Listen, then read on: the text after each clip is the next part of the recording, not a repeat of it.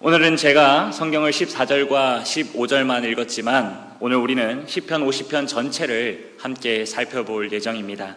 시편 50편은 매우 장엄하게 시작되는데요. 1절 말씀을 제가 읽어드리겠습니다. 1절 한번 보십시오. 전능하시니 여호와 하나님께서 말씀하사 해 돋는 데서부터 지는 데까지 세상을 부르셨도다. 아멘.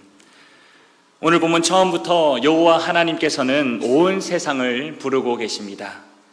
그런데 4절과 5절을 보니까 온 세상이 누구인지 구체적으로 우리에게 가르쳐 주고 있습니다. 4절과 5절을 보니까 그들이 누구인지 눈에 확 보입니다. 한번 보십시오. 누구입니까? 자기의 백성, 나의 성도들, 나와 언약한 이들입니다. 즉 하나님은 자기 백성들, 하나님을 예배하는 자들을 온 세상으로부터 불러 모아 주신다라는 것이죠. 근데 그 부르신 이유가 무엇입니까? 4절 앞부분을 보니까 하나님이 자기의 백성을 판결하시려고 라고 말하고 있습니다. 무슨 말입니까?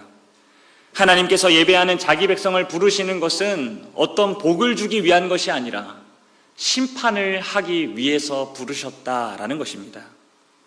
그렇다면 그들이 무엇을 잘못했기에 하나님은 그들을 친히 불러내어서 심판장으로 서 계신 것일까요? 오늘 본문은 이에 대해서 이스라엘 백성들의 죄악 두 가지를 폭로합니다.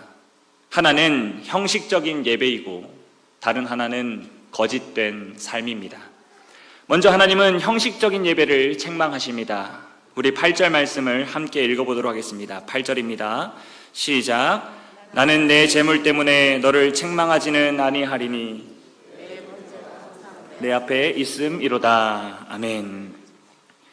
여기서 우리는 중요한 사실을 하나 알게 되는데요. 하나님께서 이스라엘을 책망하신 이유는 그들이 제사를 드리지 않았기 때문이 아니다라는 것입니다. 제사는 있었습니다. 번제도 있었습니다. 그들이 예배의 형식은 잘 갖추어져 있었습니다. 겉으로 보면 그들은 신앙생활을 잘 하는 것처럼 보였습니다. 그런데 하나님은 그들을 책망하십니다. 왜입니까? 제사가 없어서가 아니라 그 제사가 하나님을 바르게 아는 예배가 되지 못했기 때문입니다. 이에 대해서 하나님은 9절에서부터 13절까지 계속해서 말씀하고 계신 것이죠. 하나님은 결핍된 분이 아니다라는 것을 말입니다. 하나님은 우리의 재물로 배를 채워야 하는 분이 아니십니다. 하나님은 우리가 무엇을 드려야 겨우 만족해 하시는 분이 아니십니다. 하나님은 우리가 예배를 드려야지만 비로소 하나님이 되어 주시는 분이 아니십니다.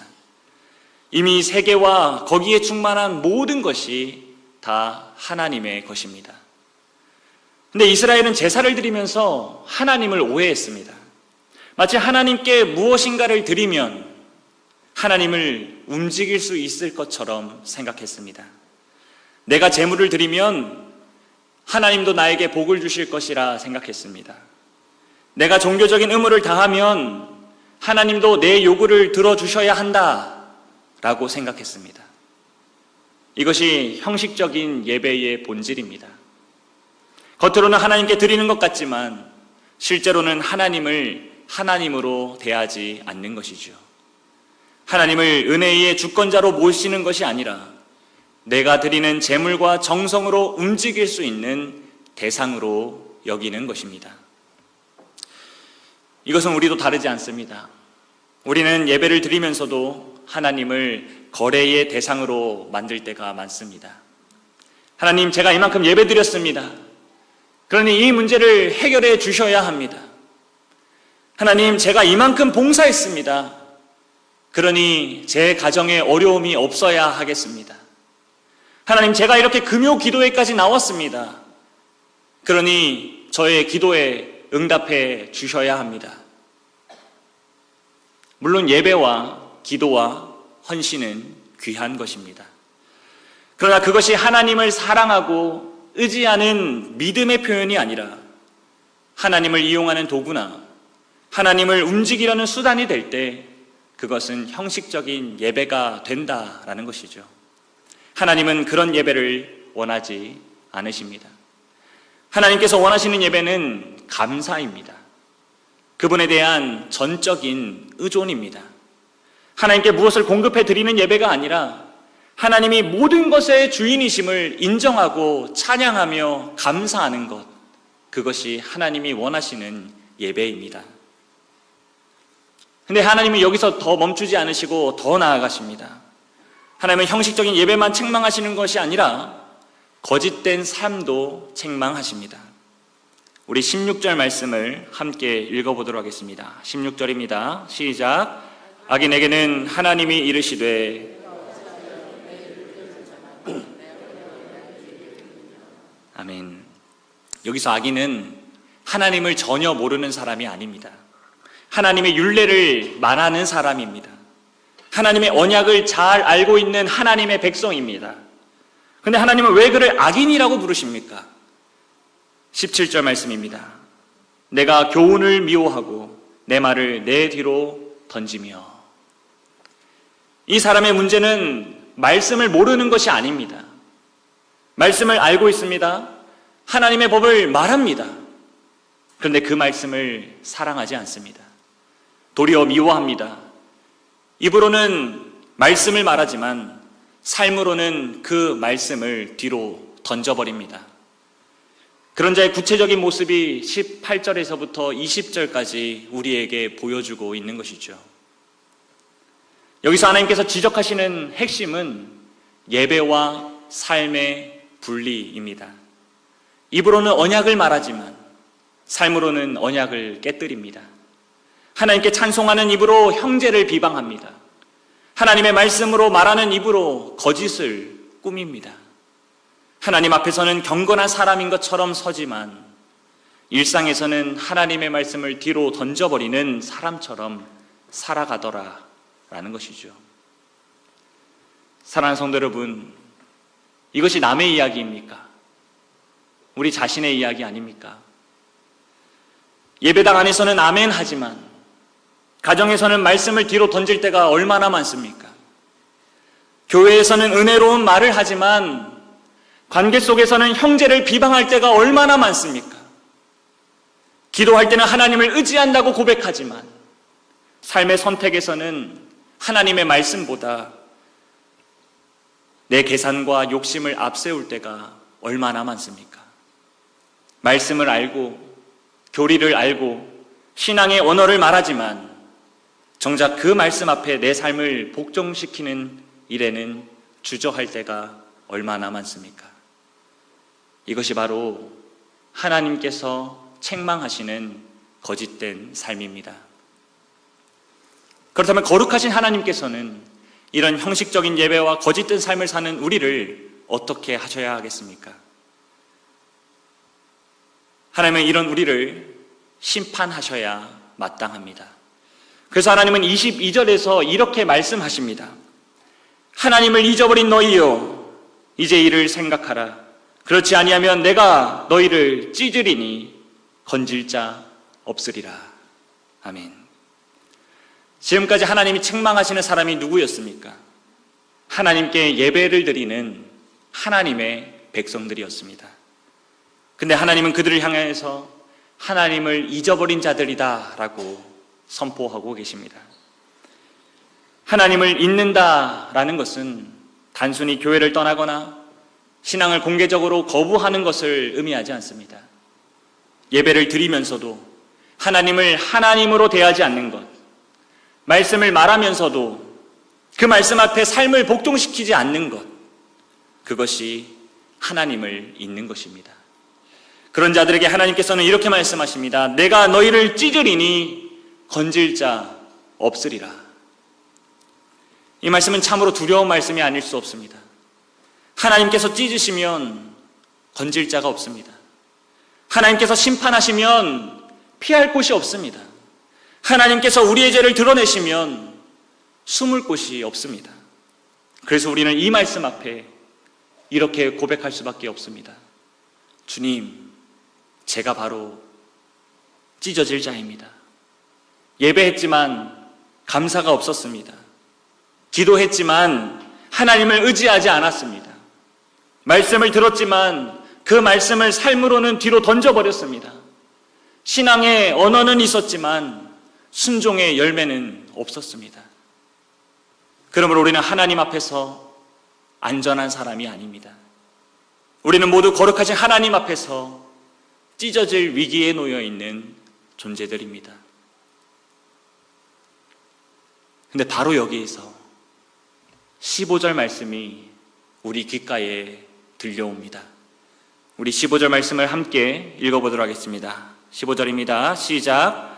환난 날에 나를 부르라. 영화롭게 하리로다. 아멘. 우리는 이 말씀을 자주 일반적인 우리의 고난의 상황에 적용할 때가 많이 있습니다. 물론 틀린 적용은 아니겠지요. 병들었을 때 우리는 하나님을 불러야 합니다. 가정이 어려울 때 우리는 하나님을 불러야 합니다. 여러 가지 문제 앞에서 우리는 하나님을 불러야 합니다. 그러나 시편 50편의 문맥에서 보면 이 환난 날은 그보다 더 깊은 의미를 담고 있습니다. 여기서 환난 날은 단순히 내 삶에 어려움이 찾아오는 날만이 아닙니다. 하나님 앞에서 내 예배의 거짓이 드러나는 날입니다. 말씀을 입에 두고도 그 말씀을 뒤로 던졌던 내 삶이 폭로되는 날입니다. 내가 하나님의 심판 앞에 설 수밖에 없는 죄인이라는 사실을 깨닫는 날입니다. 바로 그날이 환난 날입니다. 근데 놀라운 것이 무엇입니까? 바로 그 자리에서 하나님은 우리에게 말씀하십니다.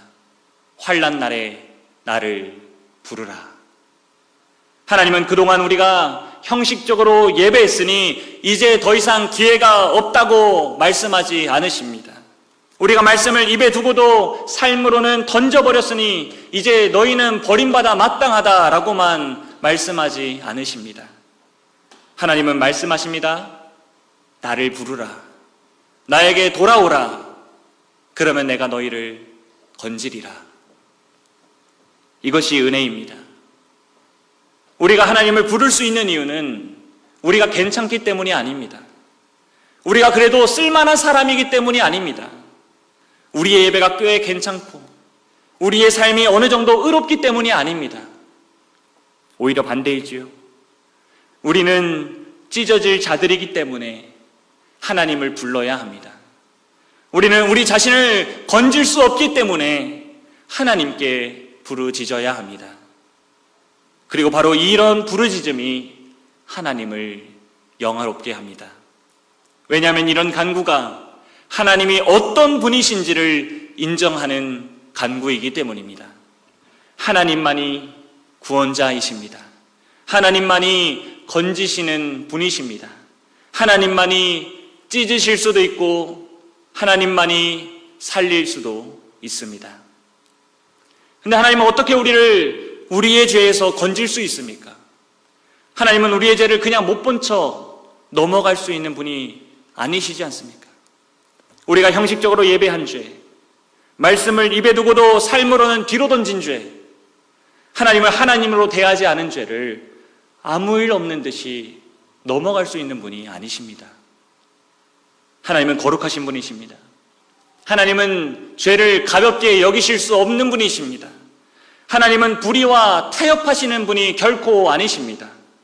하나님께서 22절에서 내가 너희를 찢으리니 건질 자 없으리라 라고 말씀하셨다면 그 말씀은 결코 빈말이 될 수 없습니다. 죄는 반드시 심판받아야 합니다. 근데 이런 우리에게 기쁜 소식이 들려왔습니다. 그것이 무엇입니까? 하나님께서 우리를 찢지 않으시기 위해서 자기 아들을 십자가에서 찢어주셨다라는 것입니다. 우리가 받아야 할 심판을 그리스도께서 담당하셨습니다. 우리가 서야 할 정죄의 자리에 그리스도께서 서셨습니다. 이에 대해서 이사야서 53장 5절은 이렇게 말씀합니다. 그가 찔림은 우리의 허물 때문이요 그가 상함은 우리의 죄악 때문이라. 그가 징계를 받음으로 우리는 평화를 누리고 그가 채찍에 맞음으로 우리는 나음을 받았도다. 아멘. 원래 우리가 찢어져야 했습니다. 그런데 그리스도께서 찢어지셨습니다. 원래 우리가 상해야 했습니다. 그런데 그리스도께서 상하여 주셨습니다. 원래 우리가 버림받아야 했습니다. 그런데 그리스도께서 십자가에서 버림받으셨습니다. 원래 우리가 하나님의 심판 앞에서 건질 자 없는 사람인데 하나님께서 친히 자기 아들을 우리의 구원자로 삼아 주셨습니다. 그래서 우리는 하나님 앞에 나아갈 수 있습니다. 이것은 우리의 예배가 완전해서가 아닙니다. 우리의 삶이 흠이 없어서도 아닙니다. 오직 예수 그리스도께서 우리를 대신하여 완전한 제물이 되어 주셨기 때문에 우리는 하나님 앞에 나아갈 수 있는 자들이 된 것입니다. 사랑하는 성도 여러분, 이것을 분명히 붙들어야 합니다. 우리는 우리의 정성으로 하나님을 달래는 자들이 아닙니다. 우리의 봉사로 하나님을 설득하는 자들이 아닙니다. 우리의 기도 시간으로 하나님을 움직이는 자들이 아닙니다. 우리는 그리스도의 대속 위에 서서 하나님께 나아가는 자들입니다. 그리고 이것을 아는 자만이, 이것을 진정으로 경험한 자만이 감사로 제사를 드릴 수 있는 것입니다. 우리 23절 말씀을 함께 읽어보도록 하겠습니다. 23절입니다. 시작. 감사로 제사를 드리는 자가 내가 하나님의 구원을 보이리라. 아멘. 감사는 복음을 아는 자의 고백입니다. 감사는 내가 무엇을 가졌기 때문이 아니라 내가 누구 안에서 구원받았는지를 알 때 나오는 것입니다. 감사는 환경의 열매이기 이전에 십자가의 열매입니다. 그래서 참된 예배는 더 이상 거래가 아닙니다. 우리는 하나님께 무엇을 드려서 무엇을 얻어내려는 사람이 아닙니다. 이미 그리스도 안에서 모든 것을 받은 자들입니다. 이미 죄사함을 받았습니다. 이미 하나님의 자녀가 되었습니다. 이미 하나님께 나아갈 수 있는 존재가 되었습니다. 그러므로 우리의 예배는 얻기 위한 예배가 아니라 받은 은혜에 반응하는 예배입니다. 우리의 기도는 하나님을 설득하는 수단이 아니라 우리를 건지신 하나님께 의존하는 기도입니다. 우리의 헌신은 하나님께 인정받기 위한 조건이 아니라 이미 받아들인 자들에 대한 감사에 대한 표현입니다. 그리고 그런 자들의 예배는 자연스럽게 삶으로 이어집니다. 하나님께 감사로 제사를 드린 사람은 형제를 비방하는 입을 돌이킵니다. 하나님께 건진받은 사람은 거짓을 꾸미던 혀를 돌이킵니다. 그리스도의 대속으로 살아난 사람은 이제 도둑과 함께하거나 가늠한 자와 어울리던 길에서 돌아섭니다. 하나님을 잊고 살던 사람이 이제 하나님 앞에서 사는 자가 되는 것입니다. 이것을 로마서 12장 1절에서는 이렇게 말씀하는 것입니다. 너희 몸을 하나님이 기뻐하시는 거룩한 산 제물로 드리라. 이는 너희가 드릴 영적 예배니라. 아멘. 그러므로 사랑하는 성도 여러분, 오늘 하나님께서 우리를 부르시는 자리는 정죄의 자리로 끝나지 않습니다. 그리스도 안에서 우리를 회복시키는 자리까지 나아갑니다. 하나님은 우리의 형식적인 예배와 거짓된 삶을 폭로하시지만 우리를 멸망시키기 위해서만 폭로하시는 것이 아니십니다. 우리를 참된 예배자로 세우시기 위해 폭로하시는 것입니다. 그러므로 죄가 드러날 때 숨지 맙시다. 예배의 거짓이 드러날 때 도망가지 맙시다. 삶의 불순종이 폭로될 때 절망하지 맙시다. 그 자리에서 그리스도를 붙잡읍시다. 오늘 우리의 금요기도회가 바로 그런 자리가 되어야 하겠습니다. 단순히 문제 해결만 구하는 자리가 아니라 하나님 앞에서 우리의 예배와 삶이 다시 세워지는 자리여야 합니다. 단순히 하나님 이것을 해결해 주십시오 라고 기도하는 것이 아니라 하나님 저를 참된 예배자로 다시 세워주시옵소서라고 간절히 기도하는 자리가 되어야 할 줄 믿습니다. 오늘 이 사실을 기억하셔서 환난 날에 오직 그리스도만을 의지하셔서 참된 예배자로 살아가시는 저와 성도님들 되시기를 주님의 이름으로 축복합니다.